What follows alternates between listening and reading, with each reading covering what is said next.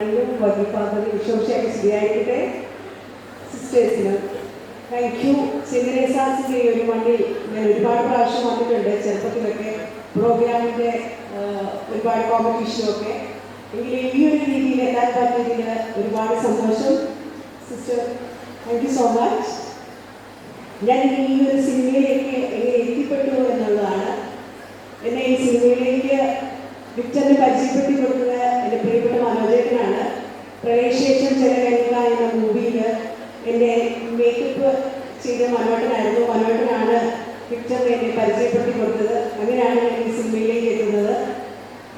വിക്ടറെ പറ്റി പറയുകയാണെങ്കിൽ ഇതിൻ്റെ ഡയറക്ടറിനുപരി ഇതിനകത്ത് ആക്ട് ചെയ്തിട്ടുണ്ട്. ഞങ്ങളൊരു സുഹൃത്ത് പോലെയായിരുന്നു.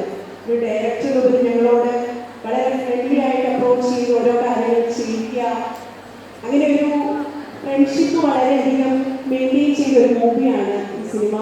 ഒരുപാട് അനുഗ്രഹമുള്ള മൂവിയാണ്. ഇതിനകത്ത് എൻ്റെ ക്യാരക്ടറിൻ്റെ പേര് സാറ എന്നാണ്.